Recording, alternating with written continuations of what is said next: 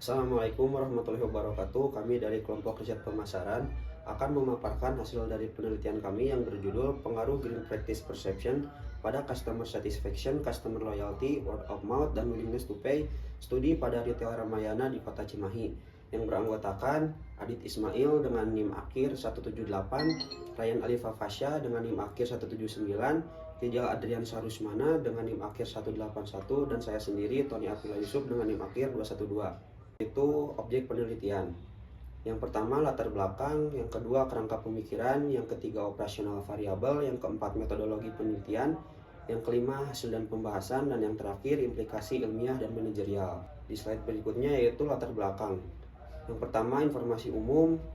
Semakin meningkatnya kesadaran akan isu lingkungan di kalangan masyarakat konsumen, kini cenderung lebih memilih produk dan layanan dari perusahaan yang memperhatikan aspek lingkungan, seperti menggunakan kemasan ramah lingkungan, mendukung praktik daur ulang, dan mengurangi jejak karbon. Salah satu supermarket yang menerapkan praktik bisnis ramah lingkungan di dalam operasinya adalah Ramayana Department Store atau RALS. Berikutnya yaitu fenomena peningkatan indeks penjualan retail di Indonesia pada tahun 2023 mengalami kenaikan yang signifikan. Namun di sisi lain, supermarket Ramayana mengalami penurunan penjualan pada kuartal 1 tahun 2023. Ramayana mengakumulasi penjualan sebesar 583,75 miliar selama kuartal 1 tahun 2023, turun 2,79% dibandingkan dengan periode yang sama tahun sebelumnya sebesar 600,5 miliar rupiah. Kemudian masalah penelitian. Berdasarkan uraian latar belakang di atas, penelitian bermaksud untuk meneliti pengaruh Green Practice Perception terhadap perilaku konsumen yang ditandai dengan faktor Customer Satisfaction, Customer Loyalty, Word of Mouth, dan Willingness to Pay. Selanjutnya akan dipaparkan oleh Ryan Alifa Fasya. Baik, selanjutnya ada rumusan hipotesis. Di sini, berdasarkan penelitian yang dilakukan oleh Febri et al. Tahun 2022, ditemukan bahwa green practice berpengaruh positif dan signifikan terhadap customer satisfaction dan menghasilkan hipotesis 1. A1, green practice perception berpengaruh positif dan signifikan terhadap customer satisfaction. Lalu, yang kedua, berdasarkan penelitian yang dilakukan oleh Berliana et al. Tahun 2021, ditemukan bahwa green practice perception berpengaruh positif dan signifikan terhadap customer loyalty. Dan menghasilkan H2, yaitu green practice perception berpengaruh positif dan signifikan terhadap customer loyalty. Yang ketiga, berdasarkan penelitian yang dilakukan oleh Joyo Hadikusumo tahun 2017, ditemukan bahwa customer satisfaction berpengaruh positif dan signifikan terhadap customer loyalty, dan menghasilkan H3 yang berbunyi customer satisfaction berpengaruh positif dan signifikan terhadap customer loyalty. Selanjutnya, yang keempat, berdasarkan penelitian Moyes et al. Tahun 2020, ditemukan bahwa green practice perception berpengaruh positif dan signifikan terhadap word of mouth, dan menghasilkan H4, green practice perception berpengaruh positif dan signifikan terhadap word of mouth. Lalu, yang kelima, berdasarkan penelitian Pratiwi dan Telegawati tahun 2021, ditemukan bahwa customer satisfaction berpengaruh positif dan signifikan terhadap word of mouth, menghasilkan H5 yang berbunyi customer satisfaction berpengaruh positif dan signifikan terhadap word of mouth. Lalu, yang terakhir, berdasarkan penelitian Pang et al. Tahun 2006, ditemukan bahwa green practice perception berpengaruh positif dan signifikan terhadap willingness to pay, dan menghasilkan H6 yang berbunyi green practice perception berpengaruh positif dan signifikan terhadap willingness to pay. Lalu, selanjutnya di sini ada rumusan hipotesis yang terakhir, ketujuh, yaitu berdasarkan penelitian yang dilakukan oleh Rizkyana dan Kusumawati tahun 2021, ditemukan bahwa customer satisfaction berpengaruh positif dan signifikan terhadap willingness to pay. Lalu menghasilkan H7 yang berbunyi customer satisfaction berpengaruh positif dan signifikan terhadap willingness to pay. Selanjutnya ada tabel operational variable. Di sini ada terdiri dari variabel dan indikator. Yang pertama, variabel green practice perception adalah persepsi masyarakat terhadap tindakan praktik ramah lingkungan atau gerakan hijau yang merujuk pada upaya melindungi lingkungan yang timbul dari kegiatan operasional dengan cara menekan pemakaian produk yang bersifat tidak ramah lingkungan. Menurut Irawan dan Vianney tahun 2017, di sini ada indikatornya. Yang pertama ada kegiatan ramah lingkungan, Yang kedua, pengadaan produk ramah lingkungan. Yang ketiga, melindungi lingkungan sekitar menurut Gonzalez dan Viralta et al. Tahun 2023. Selanjutnya, variabel yang kedua ada customer satisfaction. Adalah tingkat di mana konsumen merasa bahwa atribut-atribut tertentu yang mereka rasakan berdasarkan kinerja produk, layanan, atau perusahaan yang mampu memenuhi atau melebihi harapan mereka telah melakukan pembelian. Lalu ada indikatornya di sini. Yang pertama, tingkat kepuasan mengunjungi supermarket. Yang kedua, tingkat keyakinan mengunjungi supermarket adalah pilihan yang bijak. Yang ketiga, serta pengalaman mengunjungi supermarket. Yang ketiga, variabelnya adalah customer loyalty. Adalah bentuk komitmen pelanggan untuk membeli kembali produk atau layanan di masa depan yang jika keadaan dan upaya pemasaran saingannya berpotensi membuat pelanggan beralih ke perusahaan. Indikatornya, yang pertama, melakukan pembelian berulang. Kedua, keinginan untuk mempreferensikan. Lalu, tabel operasional yang keempat, ada word of mouth. Dalam pemasaran, adalah suatu upaya untuk mendorong pembeli untuk membicarakan, mempromosikan, menawarkan, serta menjual produk atau jasa kepada orang lain. Indikatornya, yang pertama, ada keinginan seseorang untuk merekomendasikan kepada orang lain. Yang kedua, keinginan menceritakan hal positif kepada orang lain. Di sini, yang kelima, ada willingness to pay, merupakan nilai ekonomi yang diartikan maksimum pengukuran jumlah seseorang berkeinginan mengorbankan barang dan jasa untuk memperoleh barang dan jasa lainnya. Di sini selanjutnya ada indikatornya. Yang pertama, kesediaan membayar dengan harga tinggi. Kedua, kesetiaan terhadap produk atau perusahaan. Yang ketiga, kesediaan membayar lebih berdasarkan kualitas yang dipersepsikan. Baik, selanjutnya ada metodologi penelitian. Yang pertama, ada sampel dan populasi. Populasi dalam penelitian ini adalah masyarakat yang berbelanja di Ramayana, Kota Cimahi, dan berusia minimal 17 tahun. Untuk jumlah sampel dalam penelitian ini ditetapkan sebanyak 50 mengacu pada gagasan Rules of Thumb yang dikemukakan oleh Roscoe tahun 1975 dan didukung oleh Sekaran dan Bogi tahun 2016. Lalu, ada uji validitas. Menurut Sekaran dan Bogi tahun 2017, uji validitas adalah aktivitas peneliti untuk memastikan bahwa instrumen yang digunakan untuk mengumpulkan data dapat mengukur apa yang seharusnya diukur. Dalam pengambilan keputusannya, yang pertama, jika nilai R hitung lebih besar daripada R tabel, maka item soal angket tersebut dinyatakan valid. Yang kedua, jika signifikan one tail and two tail lebih kecil daripada 0,05 dan percent correlation bernilai positif, maka item soal kuesioner dinyatakan valid. Selanjutnya, ada uji reliabilitas. Reliabilitas merupakan indeks yang memperhatikan sejauh mana alat ukur bebas dari kesalahan sehingga terjamin pengukurannya secara konsisten dalam lintas waktu serta lintas beragam item dalam sebuah instrumen. Uji reliabilitas instrumen dalam penelitian ini dilakukan dengan pengukuran koefisien Cronbach-Alpha. Dasar pengambilan keputusannya, yang pertama, ada nilai Cronbach-Alpha lebih besar dari 0,6. Dan yang kedua, nilai Cronbach-Alpha lebih besar dari R tabel, maka kuesioner dinyatakan reliable. Uji normalitas. Uji normalitas dilakukan untuk mengetahui apakah masing-masing variabel berdistribusi normal atau tidak. Dasar pengambilan keputusannya, nilai signifikansi lebih besar daripada 0,05, maka data tersebut berdistribusi normal. Lalu selanjutnya, ada uji multikolinearitas. Menurut Sekaran dan Bogi tahun 2017, uji multikolinearitas bertujuan untuk menguji apakah pada model regresi ditemukan adanya korelasi antara dua atau lebih variabel independen. Dasar pengambilan keputusannya, yang pertama, tolerance value lebih besar dari 0,10, maka model terhindar dari multikolinearitas. Yang kedua, nilai VIF lebih kecil daripada 10, maka model terhindar dari multikolinearitas. Lalu selanjutnya ada uji heteroskedasititas. Menurut Ghazali tahun 2018, uji heteroskedasititas bertujuan untuk menguji apakah model regresi berganda terjadi ketidaksamaan varians dari residual atau pengamatan terhadap pengamatan yang lain. Jika berbeda, maka disebut heteroskedasititas.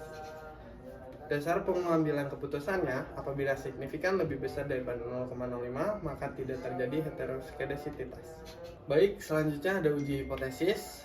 bertujuan untuk menentukan secara akurat apakah hipotesis alternatif HA dapat diterima dengan cara menolak hipotesis 0 H0. Untuk H0 beta 1 kurang dari 0, variabel independen tidak berpengaruh terhadap variabel dependen. Selanjutnya, HA beta 1 lebih besar daripada 0, variabel independen tidak berpengaruh terhadap variabel dependen. Lalu yang terakhir ada uji T. Sugiono tahun 2017 mengemukakan kriteria dalam uji T sebagai berikut. Yang pertama, apabila T hitung kurang dari T tabel atau nilai signifikansi lebih besar daripada 0,05, maka H0 diterima dan HA ditolak. Artinya, variabel independen tidak berpengaruh terhadap variabel dependen. Yang kedua, apabila T hitung lebih besar daripada T tabel atau nilai signifikansi kurang dari 0,05, maka H0 ditolak dan HA diterima.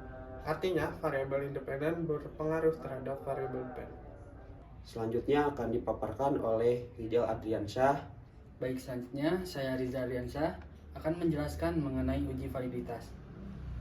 Di sini terdapat hasil dari penggabungan output uji validitas terhadap seluruh variabel dari mulai variabel X1, X2, Y1, Y2, Y3 dan didapatkan hasilnya keseluruhan nilai persen korelasi lebih besar dari R tabel.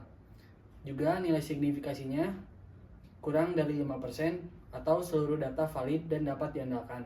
Selanjutnya ada uji reliabilitas. Dari hasil output uji reliabilitas digabungkan seluruh variabel mulai dari X1 hingga Y3 didapat nilai Cron bus alpha-nya sebesar 0,830, artinya lebih besar dari 0,60. Maka sebagai dasar pengambilan keputusan uji reliabilitas di atas dapat disimpulkan bahwa semua item pertanyaan angket dari semua variabel dapat dikatakan reliable atau konsisten. Selanjutnya ada uji normalitas untuk persamaan pertama. Dari hasil output Kolmogorov-Smirnov didapat nilai asimsik sebesar 0,200, artinya lebih besar dari 0,05. Maka data pada persamaan 1 yaitu berdistribusi normal. Selanjutnya ada uji multikolinearitas. Didapat dari hasil output SPSS yang telah dilakukan. Dari hasil multikolinearitas persamaan pertama untuk X1 atau Green Practice Perception memiliki nilai VIF sebesar 1,000, artinya lebih kecil daripada 10, maka dapat disimpulkan tidak terjadi gejala multikolinearitas didukung dengan nilai tolerance value sebesar 1, artinya lebih besar daripada 0,10. Selanjutnya ada uji heterokedastisitas. Dari hasil uji hetero didapat nilai dari output SPSS-nya sebesar 0,207 untuk nilai signifikasinya, artinya lebih besar dari 0,05, maka dapat disimpulkan bahwa tidak terjadi masalah heterokedastisitas pada Green Practice Perception. Selanjutnya ada uji normalitas persamaan kedua. Dari uji normalitas ini menggunakan Kolmogorov-Smirnov juga. Selanjutnya dari gambar tersebut dapat dilihat bahwa nilai Kolmogorov-Smirnov dari nilai asimsiknya sebesar 0,156 lebih besar dari 0,05, artinya data berdistribusi normal untuk persamaan kedua. Selanjutnya ada uji multikolinearitas persamaan kedua. Dari hasil output uji multiko didapat nilai VIF untuk variabel Green Practice Perception sebesar 1,126, yang artinya lebih kecil daripada 10, dan variabel X2 Customer Satisfaction memiliki nilai VIF 1,126, lebih kecil dari 10 juga, maka dapat disimpulkan persamaan kedua ini tidak terjadi multikolinearitas. Selanjutnya uji heteroskedastisitas. Dari hasil output SPSS didapat nilai signifikasi untuk variabel Green Practice Perception memiliki nilai 0,517, artinya lebih besar dari 0,05, dan variabel Customer Satisfaction atau X2 memiliki nilai signifikasi 0,808, lebih besar dari 0,05. Maka pada persamaan kedua ini setelah dilakukan uji heteroskedastisitas dapat disimpulkan bahwa tidak terjadi masalah untuk heteroskedastisitas. Selanjutnya akan dipaparkan oleh Adit Ismail. Baik, terima kasih Tony. Selanjutnya ada uji normalitas dengan persamaan 3, yaitu word of mouth atau Y2 sama dengan A ditambah beta 1x1 ditambah beta 2x2. Dengan interpretasi pada output Kolmogorov yang telah ditampilkan, nilai asim sig sebesar 0,200 lebih besar dari 0,05 yang artinya data berdistribusi normal. Baik, selanjutnya ada uji multikolinearitas sesuai dengan yang ditampilkan. Dari nilai FIV di atas dapat dilihat bahwa nilai FIV X1 sebesar 1,126, FIV X2 sebesar 1,126.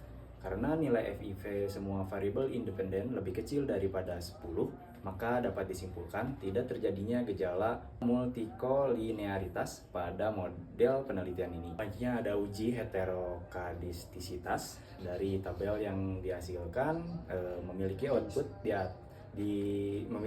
output atau nilai signifikansi untuk X1 sebesar 0,713 lebih besar dari 0,05. Dan X2 sebesar 0,065 lebih besar dari 0,05, yang dapat disimpulkan bahwa tidak terjadi masalah heteroskadistisitas. Selanjutnya ada uji normalitas pada persamaan 4, yaitu willingness to pay dengan Y3 sama dengan A ditambah beta 1x1 ditambah beta 2x2. Dari hasil output yang ditampilkan dapat dilihat bahwa nilai asim sig sebesar 0,056 lebih besar dari 0,05. Dapat disimpulkan bahwa data berdistribusi normal. Selanjutnya ada multikolinearitas. Dari output yang dihasilkan, nilai FIV X1 sebesar 1,126, FIV X2 sebesar 1,126 juga. Karena nilai FIV semua variabel independen lebih kecil daripada 10, maka dapat disimpulkan tidak terjadi gejala multikolinearitas pada model penelitian ini. Berikutnya ada uji heteroskadistisitas. Dari output yang ditampilkan dapat dilihat bahwa nilai signifikansinya untuk S1 sebesar 0,847 lebih besar dari 0,05, serta X2 sebesar 0,947 lebih besar dari 0,05. Artinya dapat disimpulkan bahwa tidak terjadi masalah heteroskadistisitas. Selanjutnya ada uji hipotesis pada persamaan yang pertama. Dari hasil output yang ditampilkan dapat dilihat bahwa variabel green practice perception atau X1 memiliki nilai signifikansi sebesar 0,018 lebih kecil dari 0,05, serta T hitung sebesar 2,456 lebih besar dari T tabel senilai 1,677, yang artinya dapat disimpulkan bahwa green practice perception atau X1 berpengaruh positif terhadap customer satisfaction. Selanjutnya ada uji hipotesis pada persamaan yang kedua. Dari output yang ditampilkan dapat disimpulkan bahwa green practice perception X1 tidak berpengaruh terhadap customer loyalty, sedangkan variabel customer satisfaction X2 memiliki nilai signifikansi sebesar 0,006 lebih kecil dari 0,05, serta terhitung senilai 2,899 lebih besar dari tabelnya yaitu 1,677. Artinya dapat disimpulkan bahwa customer satisfaction X2 berpengaruh positif terhadap customer loyalty. Dan ada uji hipotesis pada persamaan yang ketiga. Dari output yang ditampilkan bisa kita simpulkan bahwa green practice perception atau X1 berpengaruh positif namun tidak signifikan terhadap word of mouth, sedangkan variabel customer satisfaction X2 memiliki nilai signifikansi sebesar 0,000 sekian lebih kecil dari 0,05, serta T hitung dengan nilai 3,902 lebih besar dari T tabel senilai 1,677. Artinya dapat disimpulkan bahwa customer satisfaction X2 berpengaruh positif terhadap word of mouth. Selanjutnya ada uji hipotesis yang terakhir, yaitu persamaan keempat. Dari output yang ditampilkan dapat disimpulkan bahwa green practice perception X1 tidak berpengaruh positif terhadap willingness to pay, sedangkan variabel customer satisfaction atau X2 memiliki nilai signifikansi sebesar 0,227 lebih besar dari 0,05, serta T hitung senilai 1,225 lebih kecil dari T tabel 1,677, yang artinya bahwa customer satisfaction X2 tidak berpengaruh terhadap willingness to pay. Saya kembalikan kepada Tony, terima kasih. Implikasi ilmiah. 1. Disarankan untuk melakukan penelitian dengan sampel yang lebih banyak sehingga hasil penelitian yang didapat bisa lebih baik. Yang kedua, disarankan untuk mengusulkan konsep lain yang mempengaruhi customer loyalty dan willingness to pay. Yang ketiga, diharapkan untuk peneliti selanjutnya agar dapat memperluas cakupan secara geografis untuk melibatkan responden yang lebih banyak. Implikasi manajerial yang pertama, meningkatkan penggunaan bahan baku yang ramah lingkungan dalam produk dan layanan. Kemudian mengurangi penggunaan bahan baku yang berbahaya dan berpotensi merusak lingkungan, berpartisipasi dalam program lingkungan yang diadakan oleh pemerintah dan organisasi non-pemerintah, dan yang terakhir meningkatkan kerjasama dengan pihak lain untuk meningkatkan upaya perlindungan lingkungan. Terima kasih, sekian pemaparan dari kelompok kami. Mohon maaf apabila ada kata-kata yang kurang berkenan dan salah dalam pengucapan kata. Wabillahi taufiq wal hidayah. Wassalamualaikum warahmatullahi wabarakatuh.